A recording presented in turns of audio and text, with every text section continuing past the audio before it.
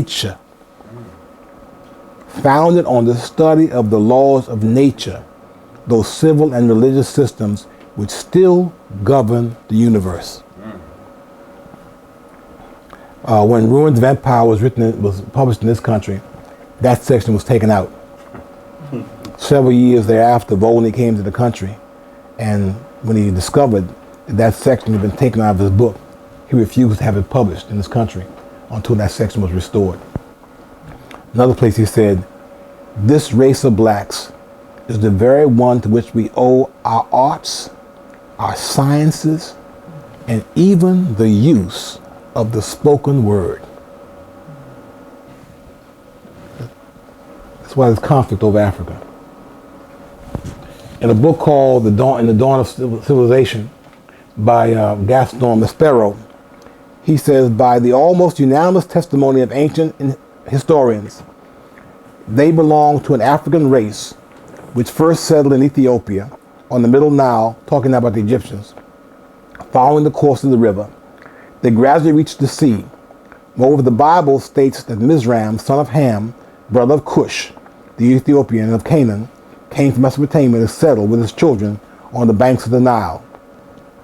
J. Rogers says, the African continent is no recent discovery. It is not a new world like America or Australia.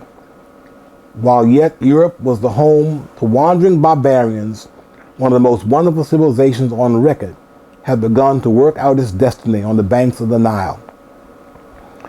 Professor Charles Signobos, who wrote a book called The History of Ancient Civilization, says, the first civilized inhabitants in the Nile and Tigris River were the dark-skinned people with short hair and prominent lips.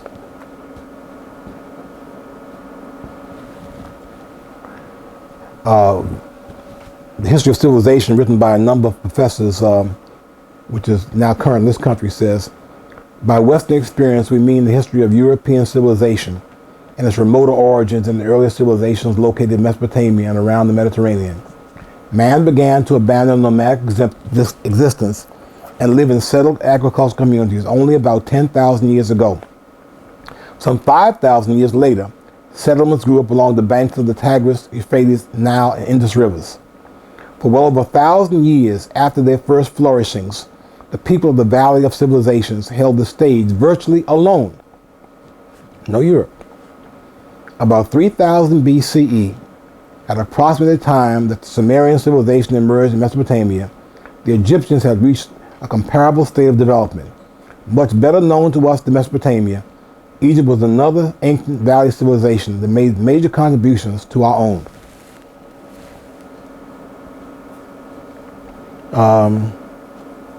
I'll read what Dr. Clark said, and I think by that time it would have probably answered the question as to why there's a conflict over African history.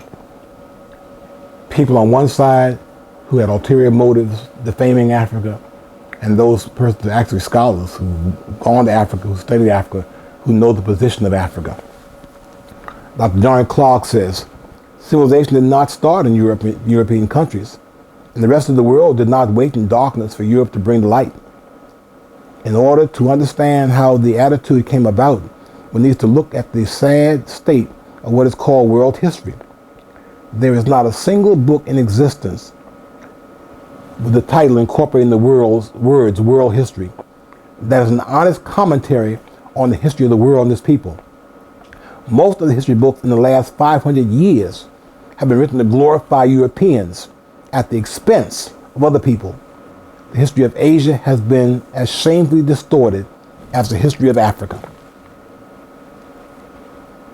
It's not possible for the world to have waited in darkness for the Europeans to bring the light, because for most of the early history of man, the Europeans themselves were in darkness.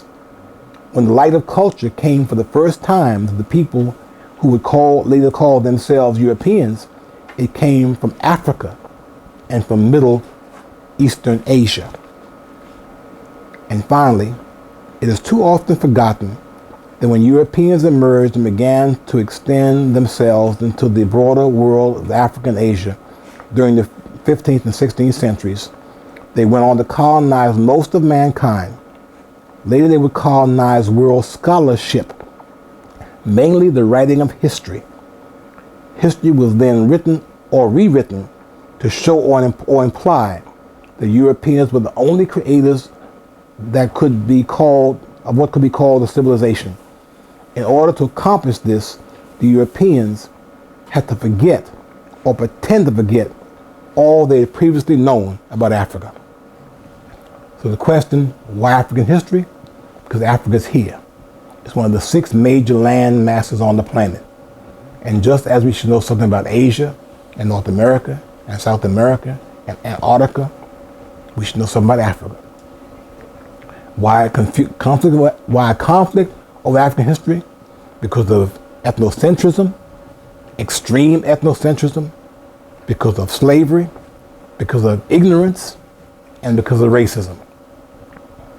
And now the third question Dr. Clark and Dr. Ben-Jochannan posed: what is the relationship of African history to world history? And to begin to explore that question, I got a film for you. The film is called From Ape to Man, and it will take approximately the next 90 minutes. Brother Kabas here